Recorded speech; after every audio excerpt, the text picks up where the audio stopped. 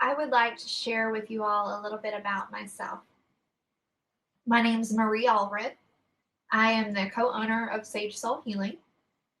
I'm an energy healer, a certified Reiki master, certified shamanic practitioner and teacher, a certified aromatherapist, and I practice many other modalities. I enjoy sound healing, divination, meditation, and mindfulness practices have been a huge part of my life and of my spiritual journey. My grandmother was a Reiki master. So when I was younger, I was around sound healing. I got to attend meetings. I learned about tunings. She happened to pass away when I was much younger, so I only have a few memories of that. And my family did not openly talk about these practices with me growing up. But I did grow up in a different way. I was always very empathic and intuitive. My family was always very different. My father spent time on a hippie commune when he was in his 20s and 30s. He is the one who shared a lot of mindfulness and Buddhist practices with me from his work on the farm. My mother was very interested in herbalism, in working in the garden. She loved birds and she loved butterflies, fairies, things of that nature. So I later in life realized how all of these situations that I experienced when I was younger were a huge part of my journey. I was always very empathic and intuitive. And because of that, I experienced a lot of challenge and pain. I knew I was very different. I didn't always fit into society. The world didn't make sense to me. I've come to learn that there are many of us that resonate with that. The world doesn't make sense. And it's because we are here to create a different world. We're not here to take part in this. We are here to build something different. And many of us who resonate with that have experienced a lot of challenge in life. I was fortunate enough to get to spend a lot of time growing up visiting sacred sites. My family was very interested in the Native American culture. My father was an archaeologist and also a contractor. So he was very busy doing the things that he enjoyed in life, but he always took time to share about connecting with nature. We would visit sites and search for artifacts. He would take us to the mounds, and we got to experience where ceremonies were held. He would take us to powwows, and always resonated with the Native American culture. I always felt this deep connection with the land. I never understood how valuable it was that my father could take us out into nature and find artifacts of Native Americans, eagle feathers, and that we would actually have encounters with these creatures. I never really understood how special that was. And looking back, I now see that my life was a series of shamanic awakenings. I, at a very young age, was misdiagnosed with depression and bipolar because I internalized a lot of my experiences of being misunderstood and not feeling accepted for my gifts, for being intuitive, for having that sense of knowing, or the prophetic dreams where I knew something was going to happen and people didn't understand how I knew. And it took me a long time to realize that these were gifts. They weren't a curse. I just had to learn how to work with them. So I battled for many years with depression. alcohol abuse, drug abuse, abuse in many forms. I was put on prescription medicines so that I wouldn't feel. And then I recognized the value of being able to feel. And everything that I experienced led me to a path of healing. It led me to want to understand the inner psyche, to understand what was going on in the human mind. I became absolutely fascinated with psychology at an extremely young age because I wanted to understand what the doctors were telling me. I wanted to understand how this worked, how life happened.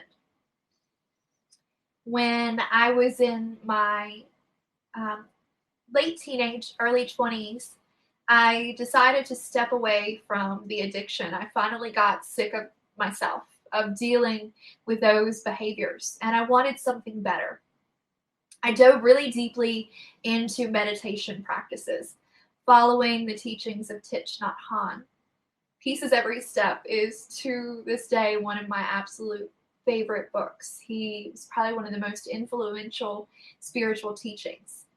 The Celestine Prophecy taught me about energy. And when I read that book, I started bringing awareness to everything was energy. And I started honing that skill myself in how to read energy and understanding how we talk to plants is important. How we interact with nature is important. Things that innately I've always known, but were becoming very real in my reality. When I was 22, I met my soulmate. And I pretty much devoted my life to building a family. I became a real estate broker. I spent many years with this individual building a family. Because of trauma I had experienced with emotions and being diagnosed with something called endometriosis, I was told that I would never have children. And he knew this going into our partnership. And I was in a treatment for this, a hormonal treatment, and had a prophetic dream that I was pregnant, and found out several days later that I had conceived a child. I was told that I would never conceive. I was told that I'd never carry a child full term. And I believed that I could. I believed in the power of thought. I believed that it would heal my body.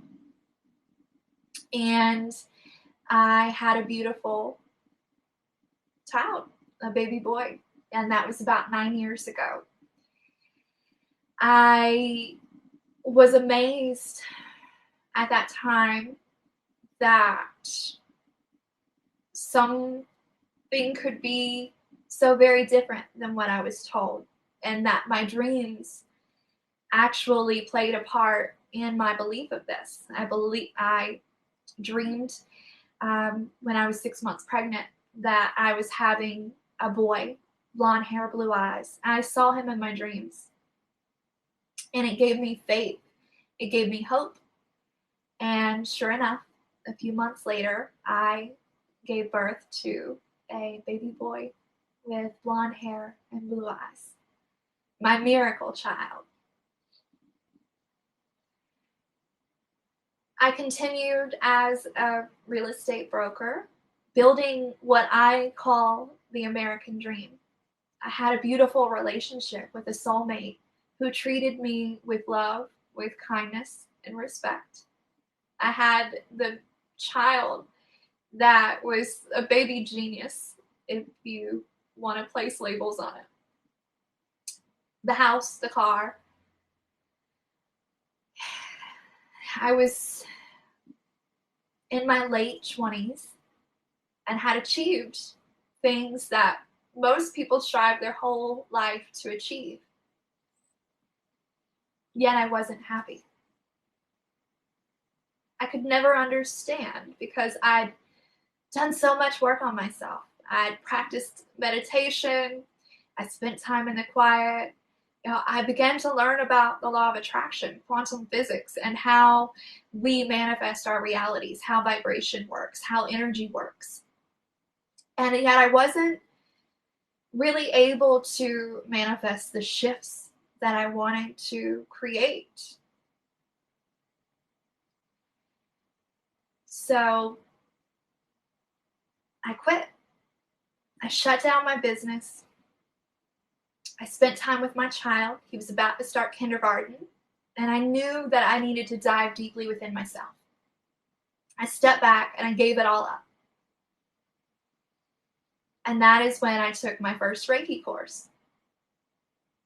I found a local Reiki master. She actually found me. We have since become beautiful friends. We have a great friendship. And she told me after the class, she said, "You're a healer. That's what you came here to do." It didn't quite sink in. And it took me about a year,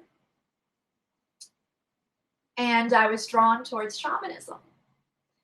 When I signed up to take my shamanic class, it was a year-long program that I was taking with a local shamanic teacher. I thought I was going to be training on herbs and different plants, plant medicine. And it turns out I'm sitting in a class that's talking to me about quantum physics, energy healing, and how the subconscious mind works. It was in that moment that every single piece of my life clicked. Everything that I had experienced led me to that moment of signing up to become a shaman.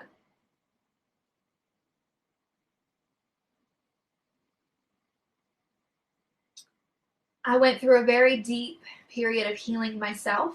I thought I had done my work. I thought that I had really healed myself until I began to do my shadow work, to dive into my subconscious. It shifted my entire life in ways that I can't even explain. It transformed me. It transformed my life. I ended up leaving the marriage I was in because I knew there was something more for me. There was this pull, this calling that I couldn't understand. And I wanted nothing more than to follow my heart and to serve in all of the ways that I came to. You could say it stripped me bare, but in that bareness, I found myself.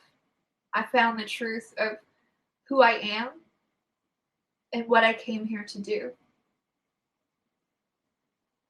Through that process, I discovered that I am a healer of healers.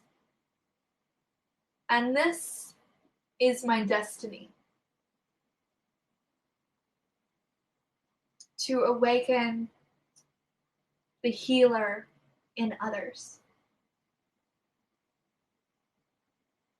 To remind you all that there is so much more than what meets the eyes. We have what's called reality, ordinary reality, and then we have what's called non-ordinary reality, the extraordinary reality.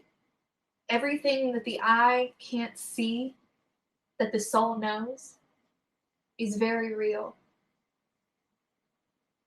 I believe that we are here to create a new world, to shift the vibration of this planet, to help it to ascend. And as we do so, we are evolving and ascending ourselves, leaving behind all of the lower vibrational, outdated ways of being as humans on this planet. We are dreaming an entirely new world into existence.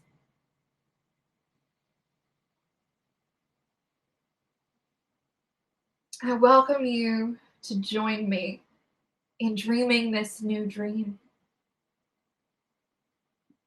I am so excited that you have decided to join this journey, to awaken yourselves, and to be a part of what we are creating at this pivotal time in human evolution.